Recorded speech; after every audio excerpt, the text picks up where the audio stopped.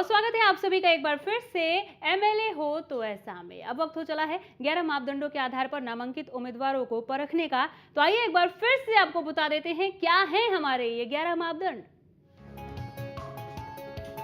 आयु कितनी है, लिंग कौन सा है, आपराधिक रिकॉर्ड है क्या, शिक्षा कहां तक हासिल है, वार्षिक आमदनी कितनी है, ड्राइविंग लाइसेंस है या नहीं, वाहन कौन सा इनके पास, हलके में निवास करते हैं या फिर हलके के बाहर कहीं रहते हैं, पूर्व चुनाव में क्या हिस्सेदारी है, क्या कोई योगदान रहा है, क्या सामाजिक संस्था और राजनीतिक पार्टी में पद भी देखा जाता है, और सबसे अहम छवि और साख का पैमाना 11वां पैमाना जिसके लिए अलग से 20 अंक हमने निर्धारित किए हैं।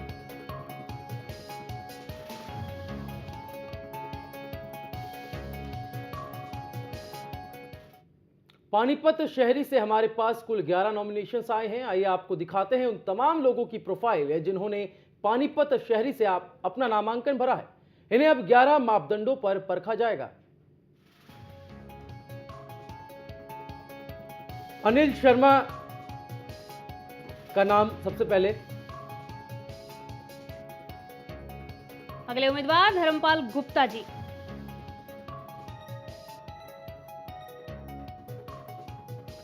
वहीं अगले उम्मीदवार का नाम है कपिल बुद्धिराजा। और 11 उम्मीदवारों में अगला नामांकन आया मनोज खटकर का।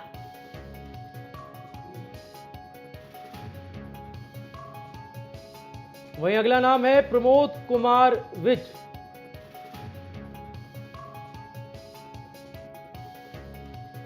राजीव आहूजा।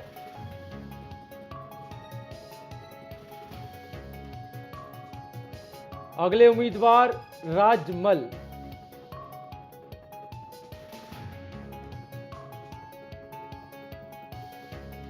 रोहिता रेवड़ी। वहीं अगला नाम है संजय भाटिया का।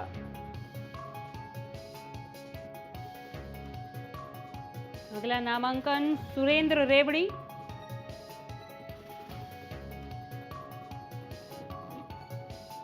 वहीं अगले उम्मीदवार हैं सुरेश मित्तल।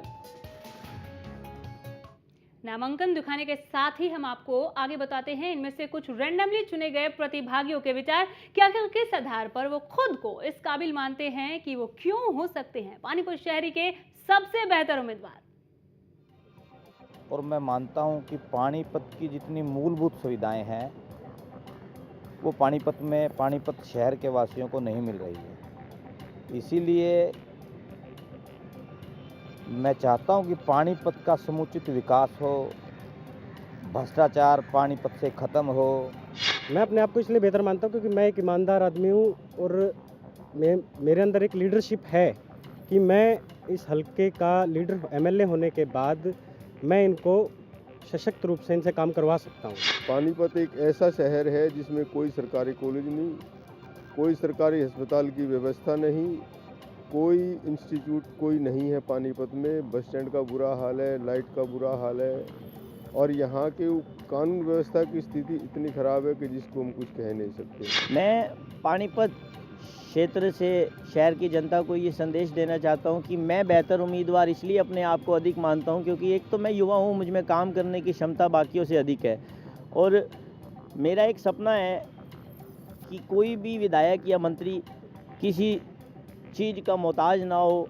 लोगों से ये बताना चाहता हूँ कि आज जो मेरा पर्पस है, जो राजनीति के तहत आगे बढ़ना, जो पानीपत में काफ़ी पिछड़ा हुआ है और इसको हम संवारना चाहते हैं और लोगों की सेवा करना चाहते हैं।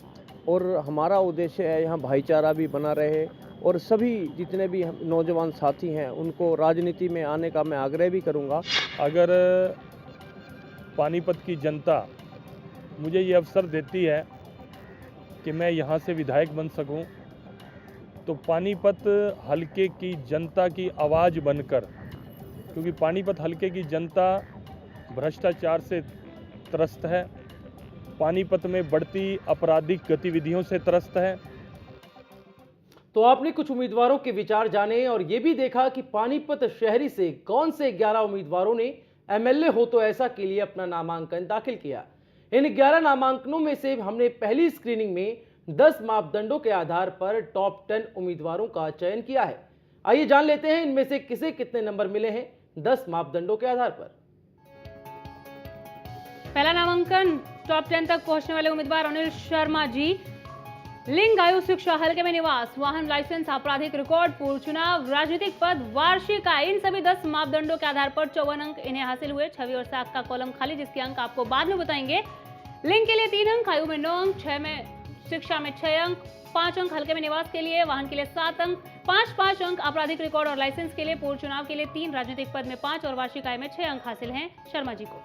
अगला नाम धर्मपाल गुप्ता का, जिन्हें लिंग में 3, आयु में 9, शिक्षा में 7, हल्के में निवास 5, वाहन 8, लाइसेंस 5, आपराधिक रिकॉर्ड 5, पूर्व चुनाव 8, राजनीतिक पद 3, वार्षिक आय 9, कुल अंक 62। तो धर्मपाल गुप्ता के अंक आप देख रहे हैं, लिंग में 3, आयु में 9, शिक्षा में 7, हल्के में निवास 5, वाहन 8, लाइसेंस 5, आपराधिक रिकॉर्ड 5, पूर्व चुनाव 8, राजनीतिक पद 3, वार्षिक आय 9, कुल अंक मिलाकर 62।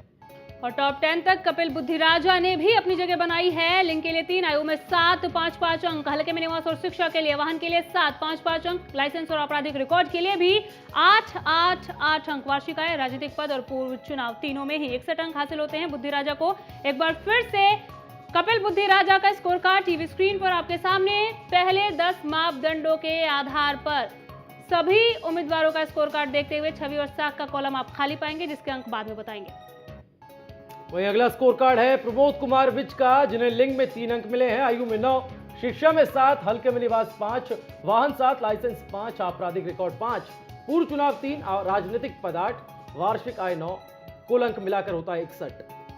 तो प्रमोद कुमार विज के अंक आप देख रहे हैं, लिंग में 3, आयु में 9, शिक्षा में 7, हल्के में निवास 5, वाहन 7, लाइसेंस और आपराधिक रिकॉर्ड में 5 अंक, पूर्व चुनाव 3, राजनीतिक पद 8, वार्षिक आय 9, इस तरह से कुल अंक हुए 61। राजीव आहूजा भी टॉप 10 तक आप पहुंचे हैं। लिंग के लिए 3 अंक, आयु में 9 अंक, शिक्षा के लिए 9 अंक, हल्के में निवास के लिए 5 अंक, वाहन के लिए 7 अंक, लाइसेंस और आपराधिक रिकॉर्ड के लिए 5 अंक, पूर्व चुनाव में इन्हें न्यूनतम 3 अंक मिले हैं। राजनीतिक पद के लिए 8, वार्षिक आय में 9 अंक बटोरते हुए राजीव आहूजा ने 10 मापदंडों के आधार पर कुल 63 अंक लिए हैं पहली स्क्रीनिंग में। राजीव आहूजा टॉप 10 तक पहुंचने वाले प्रतिभागी का स्कोर कार्ड एक बार फिर आपके सामने। एक छोटा सा ब्रेक यहां पर ले रहे हैं, जल्द वापसी होगी।